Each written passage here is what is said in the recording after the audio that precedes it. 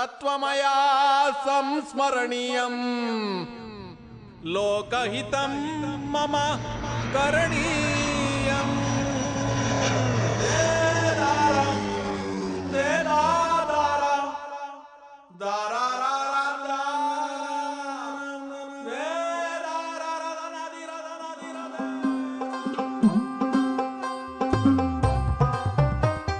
ಸಾಮಾನ್ಯವಾಗಿ ಈ ಥರದ ಸಿನಿಮಾ ಮಾಡುವಾಗ ನಮ್ಮ ಗತವನ್ನು ವೈಭವೀಕರಿಸ್ಬಿಡೋದು, ಇಲ್ಲಿ ಎಲ್ಲವೂ ಇತ್ತು ಅಂತ ಹೇಳ್ಬಿಡೋದು.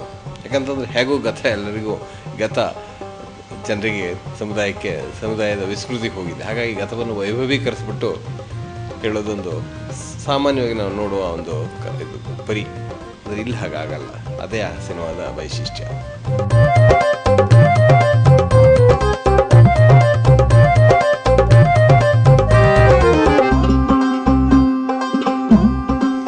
ಸುಬ್ರಾಯ ಶಾಸ್ತ್ರಿಗಳು ಕಂಡುಹಿಡಿದ ಫಲದ ದೀವಿಗೆಯನ್ನು ರಾಷ್ಟ್ರದ ಜನತೆಗೆ ಸಮರ್ಪಣೆ ಮಾಡುವ ನಿಟ್ಟಿನಲ್ಲಿ ತಾರ್ಕಿಕವಾಗಿ ಮತ್ತು ಶುದ್ಧವಾಗಿ ಯಾವುದೂ ಮೇಡಪ್ಪಲ್ಲ.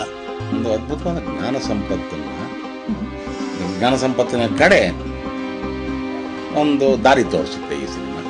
ಯಾವುದೋ ಬೇರೆ ಬೇರೆ ಒತ್ತಡಗಳಿಗಾಗಿ, ಪರಿಸ್ಥಿತಿಗಳ ಆರ್ಥಿಕ ಸಾಮಾಜಿಕ ವೈಷಮ್ಯಗಳ ಕಾರಣವಾಗಿ ಕಮರಿ ಹೋಗುವಂಥದ್ದರ ಕಡೆಗೆ ಗಮನ ಸೆಳೆಯುತ್ತದೆ. ಈ ಪರಂಪರಾಗತವಾಗಿ ಬಂದಿರುವಂತಹ ಏನೇನು ವಿಚಾರಗಳಿವೆ ಇವನ್ನ ತಿಳ್ಕೋಬೇಕು, ಇವನ್ನ ಉಳಿಸಬೇಕು ಅನ್ನೋಂಥ ಅವನ ಎಲ್ಲ ಪ್ರಯತ್ನಗಳು ಬಣವೆಯಲ್ಲಿ ಸೂಜಿ ಹುಡುಕಿದ ಹಾಗೆ ವ್ಯರ್ಥವಾಗಿ ಬಿಡುತ್ತೇನೋ.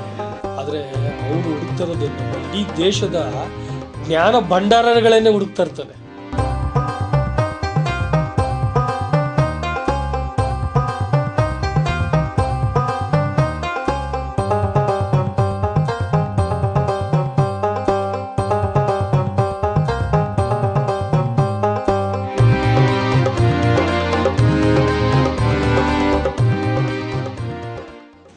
ಹೊತ್ತು ಕಾಡುವಂಥ ಚಿತ್ರ ಇದು ಒಂದು ದಿಕ್ಸೂಚಿ ಚಿತ್ರ ಅಂತಲೂ ಕೂಡ ನಾವು ಹೇಳಬಹುದಾಗಿದೆ. ಅನ್ವೇಷಣೆ ಅನ್ನುವಂಥದ್ದು ಅದು ಯಾವಾಗಲೂ ನಮ್ಮ ಬದುಕಿನಲ್ಲಿ what's the hapless state we are in ಅಂತ. ಪಾತ್ರಕ್ಕೆ ದಾಸ, ನನ್ನ ನಿರ್ದೇಶಕರಿಗೆ ದಾಸ, ಸುಬ್ರಾಯ ಶಾಸ್ತ್ರಿಗಳ ಆತ್ಮಚೇತನಕ್ಕೆ ದಾಸ. ಫೆದರ್ ಇನ್ ದಿ ಕ್ಯಾಪ್ ಅಂತ ಹೇಳ್ಬೋದು. ಕಲೆ, ಸಂಸ್ಕೃತಿ ಮತ್ತು ನಮ್ಮ ದೇಶಾಭಿಮಾನಕ್ಕೆ ಸಂಬಂಧಪಟ್ಟಿರುವಂಥ ಒಂದು ಚಿತ್ರ.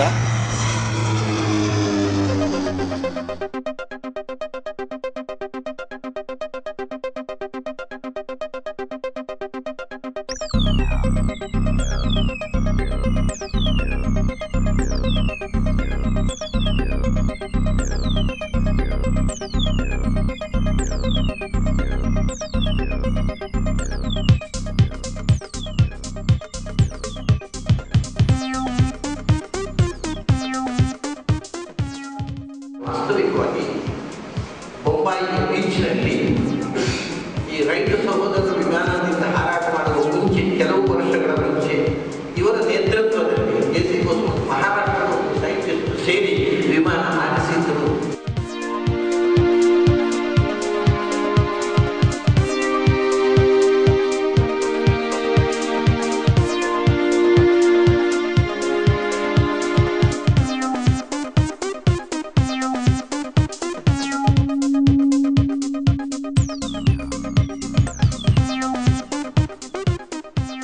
ಇದಂ ಚಿತ್ರಂ ವಿಶೇಷತಃ ಉದ್ಬೋಧನಂ ಕರೋತಿ.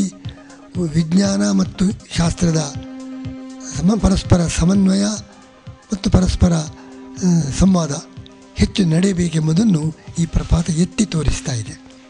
ಪ್ರಪಾತ ಆ ಚಿತ್ರವನ್ನು ನೋಡಿದಾಗ ದಿಗ್ಭ್ರಮೆ ಆಯಿತು.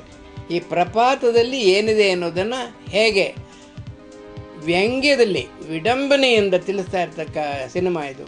ಈ ಪ್ರಪಾತ ಅನ್ನುವ ಈ ಶಬ್ದದಲ್ಲಿ ಎಷ್ಟೋ ಅರ್ಥಗಳಿದೆ. ಐ ಓಪನರ್ ಈ ಜನ್ರೇಷನ್ಗೆ, ನೆಕ್ಸ್ಟ್ ಜನ್ರೇಷನ್ಗೆ, ಈ ಜನ್ರೇಷನ್ಗೆ ಐ ಓಪನರ್ ಥರ ಅಪಾರವಾದ ಜ್ಞಾನದ ಪ್ರವಾಹವೇ ಇದೆ ಅಂತ. ವಿಚಾರ ವಿನಿಮಯಕ್ಕಾಗಿ, ಜ್ಞಾನ ಹಂಚಿಕೆಗಾಗಿ ಪ್ರಪಾತ ಉಪಯೋಗಿಸ್ಕೊಂಡಿದೆ.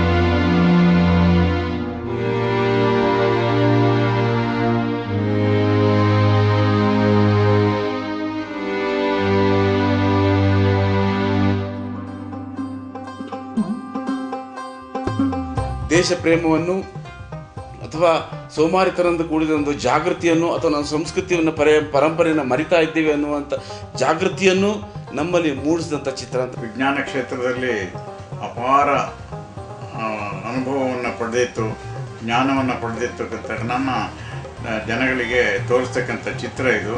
But it's deeply disturbing, and that shows that almost we have lost ourselves in the mists of modernity, and mists and myths of modernity. ಒಂದು ವಿಶೇಷವಾದಂಥದ್ದು, ವಿಶಿಷ್ಟವಾದಂಥದ್ದು, ವಿಭಿನ್ನವಾದಂಥದ್ದು. ಹಾಸ್ಯನೂ ಇದೆ, ಒಂದು ಕಡೆ ಒಂದು ಅಬ್ಸ್ಕ್ಯೂರಾಂಟಿಸಮ್ ಅನ್ನೋದು ಇದರಲ್ಲಿ ತೋರ್ಬರುತ್ತೆ. ಆನೇಕಲ್ ಸುಬ್ಬರಾಯರು ಪ್ರಸಿದ್ಧ ಯೋಗಿಗಳು.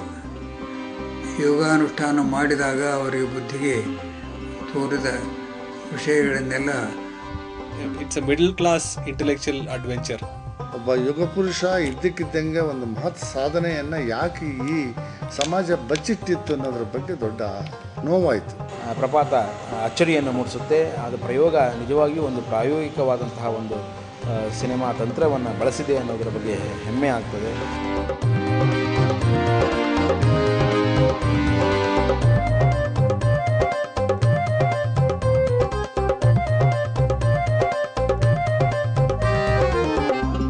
An unsuccessful attempt to unravel this mystery surrounding Subbaraya Shastri and his great adventure.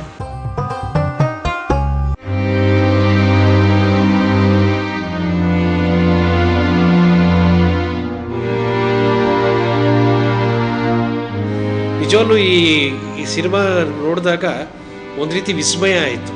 Anekal Subbaraya ಶಾಸ್ತ್ರಿಗಳಂಥ ಮಹಾಚೇತನ ನಮ್ಮ ಮಧ್ಯೆ ಇದ್ದರು ಅನ್ನೋದು ಕೂಡ ನಮ್ಮ ಅನೇಕರಿಗೆ ಗೊತ್ತಿರಲಿಲ್ಲ.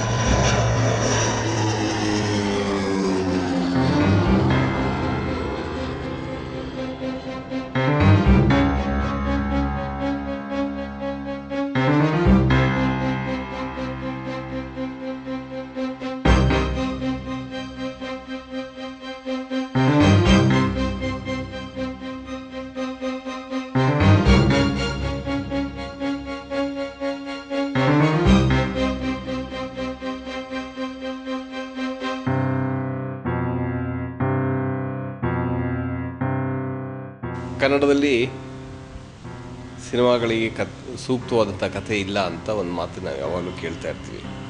ಅದರ ಪ್ರಪಾತ ಏನು ತೋರಿಸ್ಕೊಟ್ಟಿದೆ ಅಂದರೆ ನಮ್ಮ ನಡುವೆ ನಡೆದಂಥ ಅನೇಕ ಘಟನೆಗಳು ಸಿನಿಮಾಕ್ಕೆ ಒಂದು ವಸ್ತುವಾಗಬಲ್ಲದು ಅಂತ ತೋರಿಸ್ಕೊಟ್ಟಿದೆ. ಸುಚೀಂದ್ರ ಪ್ರಸಾದರು ಅವರು ಆರಿಸ್ಕೊಂಡ ವಸ್ತುವೇ ಅವರ ಹುಡುಕಾಟಕ್ಕೆ, ಅವರ ಸಾಮರ್ಥ್ಯಕ್ಕೆ ಒಂದು ದ್ಯೋತಕ ಆಗುತ್ತೆ.